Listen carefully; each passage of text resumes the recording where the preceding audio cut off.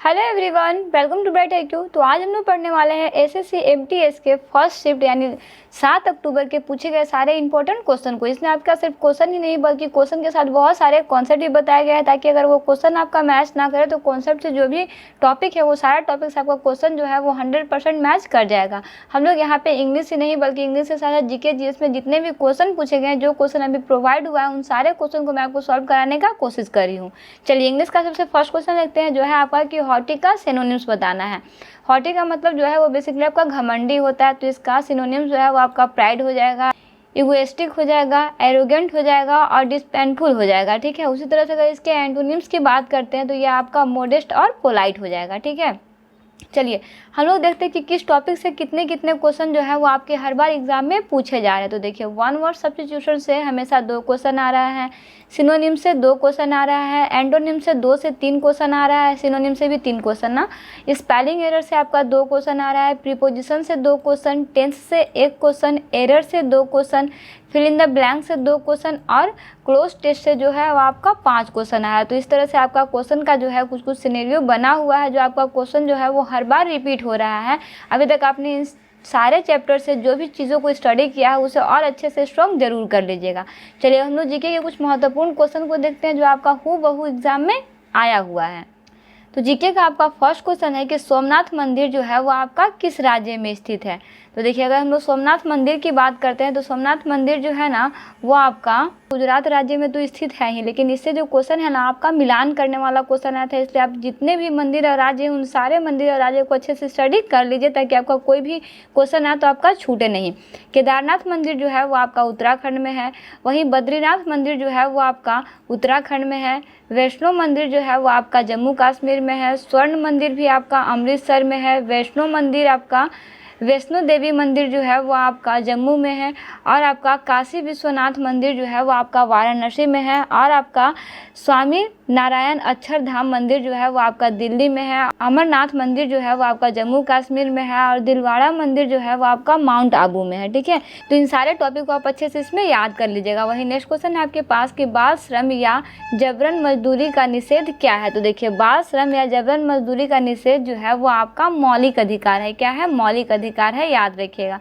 वही next question आपका जनगणना से है। जनगणना से आपके क्वेश्चन जो है वो बहुत सारे हर बार रिपीट हो रहे हैं, तो इसे आप अच्छे से प्रैक्टिस जरूर कीजिएगा।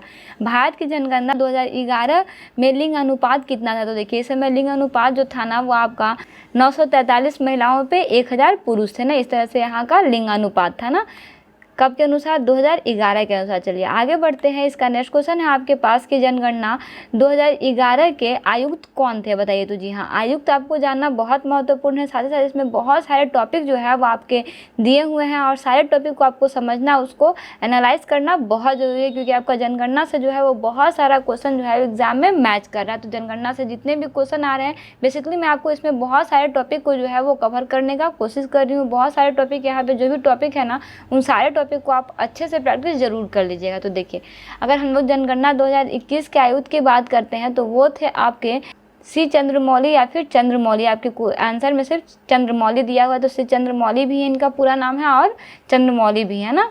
चलिए इससे जुड़े हम लोग कुछ तथ्य की बात करते हैं। तो याद रखिएगा कि साल 2011 की जनगणना के लिए सी चंद्रमौली भारत के रजिस्ट्रार जनरल और जनगणना आयुक्त थे। वहीं यह भारत के 15वीं राष्ट्रीय जनगणना था ना, याद रखिएगा कि भारत का 15वीं राष्ट्रीय जनगणना कौन था, तो वो था आपका 2011 का जनगणना ना।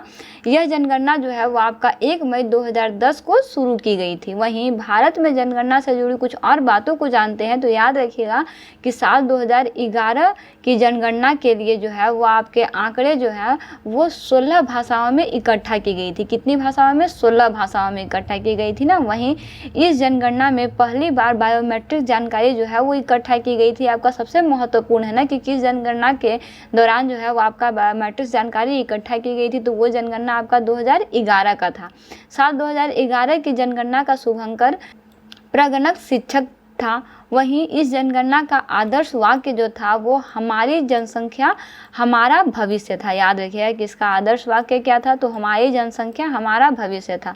साल 2011 में भारत और बांग्लादेश ने अपनी सीमा के साथ क्षेत्रों की पहली संयुक्त जनगणना जो है वो की थी, याद रखिएगा। चलिए आगे बढ़ते हैं, इसका और महत्वपूर्ण क्वेश्चन को देखते हैं जो आपके आज के शिफ्ट में फर्स्ट शिफ्ट में आज पूछा गया था। तो आपका क्वेश्चन नंबर 5 है कि हिमालय के सबसे ऊंची चोटी कौन है। हिमालय की सबसे ऊंची चोटी जो है वो आपका माउंट एवरेस्ट है। माउंट एवरेस्ट की ऊंचाई जो है वो आपका 8,848.86 मीटर है ना। वही यह हिमालय जो है वो आपका पर्वत श्रृंखला की एक चोटी है, याद रखिएगा। इसे नेपाल में सगरमाथा, संस्कृत में देवगिरी और आपका चीनी लोग जो है इसे क्यूमोलंगमा जो है वो कहते हैं।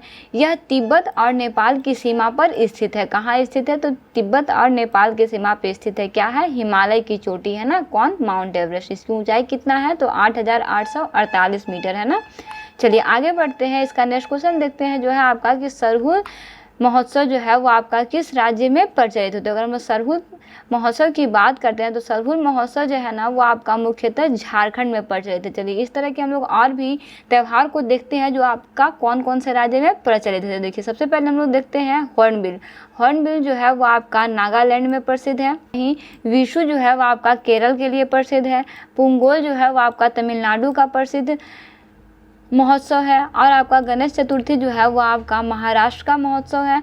और उगादि जो है वो आपका कर्नाटका आंध्र प्रदेश का एक बहुत ही प्रचलित महोत्सव है ना। चलिए आगे बढ़ते हैं, इसका नेक्स्ट क्वेश्चन देखते हैं जो है आपका आज की माई कंट्री माई लाइफ किसकी आत्मकथा है। तो जी हाँ, माई कंट्री माई लाइफ जो है वो आपका लाल कृष्ण आडवाणी की आत्मकथा है। चलिए इससे रिलेटेड हम लोग और बहुत सारे क्वेश्चन को देख लेते हैं, मतलब इसमें टॉपिक को देख लेते हैं, क्योंकि इस तरह के टॉपिक जो है वो आपके मैक्सिमम एग्जाम में पूछे जाते हैं। देखिए माई थॉट जो है वो आपका इंदिरा गांधी की लिखी हुई एक बहुत ही प्रचलित आत्मकथा है। वहीं एन ऑटोबायोग्राफी जो है वो आपका जवाहरलाल नेहरू के द्वारा लिखा हुआ है। सत्य के साथ मेरा प्रयोग जो है वो आपका महात्मा गांधी जी के द्वारा लिखा हुआ है। और इंडियन स्ट्रगल जो है वो आपका सुभाष चंद्र बोस के द्वारा लिखी हुई एक आत्मकथा है ना। चलिए वही नेक्स्ट क्वेश्चन है आपके पास कि वर्तमान में राज्यसभा के सभापति कौन थे। वर्तमान में राज्यसभा के सभापति जो थे वो आपके जगदीप धनखड़। कौन थे? जगदीप धनखड़ थे। वही नेक्स्ट क्वेश्चन है आपके पास कि नाइट्रस ऑक्साइड का सूत्र क्या होता है। तो वो आपका N2O होता है। देखिए नाइट्रस ऑक्साइड यहाँ पे एग्जैक्ट नहीं था, यहाँ पे लास्ट में ऑक्साइड था, यहाँ पे कुछ और भी चीज़ हो सकता है क्योंकि आपका एग्जैक्टली यही क्वेश्चन नहीं आया था। तो आपका ऑक्साइड से रिलेटेड जितना भी सूत्र होगा ना उन सारे सूत्र को आप अच्छे से स्टडी जरूर कर लीजिएगा। वही नेक्स्ट क्वेश्चन है कि प्रोटीन को तोड़ने वाला एंजाइम कौन सा होता है। तो देखिए प्रोटीन को तोड़ने वाला एंजाइम जो है वो मुख्य जो आपके ऑप्शन में दिया हुआ था उसके अनुसार आपका पेप्सिन हो जाएगा ना। पेप्सिन जो होता है वो आपका प्रोटीन को तोड़ने वाला एक एंजाइम होता है। इसके अलावा आप इस टॉपिक को जरूर याद रखिएगा कि मानव आमाशय में पाया जाने वाला कुछ एंजाइम जो है वो इस प्रकार से हैं। आपके पेप्सिन होते हैं, रेनिन होते हैं, ट्रिप्सिन होता है, इमाइलेज होता है, लाइपेज होता है, माल्टोस और सुक्रोज होते हैं ना, याद रखिएगा। आगे बढ़ते हैं और इसका लास्ट क्वेश्चन देखते हैं जो है आपका कि इंदिरा गांधी नहर से जो है ना वो आपका मुख्य रूप से लाभ जो है वो आपका राजस्थान को होगा। चलिए डिटेल्स में समझते हैं। तो याद रखिएगा कि इंदिरा गांधी नहर से मुख्य रूप से जो है वो आपका राजस्थान राज्य को फ़ायदा हुआ। यह नहर जो है वो आपका राजस्थान के उत्तर पश्चिमी भाग में बहती है। कहाँ बहती है? तो राजस्थान के उत्तर पश्चिमी भाग में बहती है ना। इस नहर से जुड़े कुछ खास बातों को याद रखना आपको बहुत ज़रूरी है। जैसे यहाँ पे अगर देखिएगा तो इंदिरा गांधी नहर को ना पहले राजस्थान नहर के नाम से जाना जाता था। किस नाम से जाना जाता था? तो वह आपका इंदिरा गांधी नहर को राजस्थान नहर के नाम से जाना जाता था। वहीं इसका निर्माण जो है वो आपका कृषि गतिविधि को बढ़ाने के लिए किया गया था। और यह नहर जो है वो आपका पंजाब के फिरोजपुर के पास सतलुज और व्यास नदी के संगम पर बने हरीके बैराग से शुरू होती है ना, याद रखिएगा। तो ये सारा टॉपिक जो है ना वो आपका बहुत रिलेवेंट है, बहुत इंपॉर्टेंट है। तो सारे टॉपिक को अच्छे से कॉन्सेप्ट के साथ स्टडी जरूर कीजिएगा। ये जितने भी क्वेश्चन है ना वो आपके हूबहू एग्जाम में आए हुए क्वेश्चन है। फर्स्ट शिफ्ट का क्वेश्चन है जो आज आपका एग्जाम में पूछा गया। तो सारे क्वेश्चन को स्टडी करते रहिए। जैसे जैसे और क्वेश्चन प्रोवाइड होगा मैं आपको सारा क्वेश्चन जो है वो सॉल्व करा के आप तक पहुंचाने का कोशिश करूंगी। तो सारे क्वेश्चन को स्टडी करते रहिए। चैनल को सब्सक्राइब नहीं किया तो जल्दी से आकर सब्सक्राइब कर लीजिए। अपने फ्रेंड्स सर्कल रिलेटिव जो भी इस एग्जाम को लिख रहे हैं उन सारे को इस वीडियो को जरूर शेयर कीजिएगा। तो मिलते हैं नेक्स्ट वीडियो में एक इंपॉर्टेंट पार्ट, एक इंपॉर्टेंट टॉपिक के साथ। Thanks for watching. Like and subscribe. Right IQ।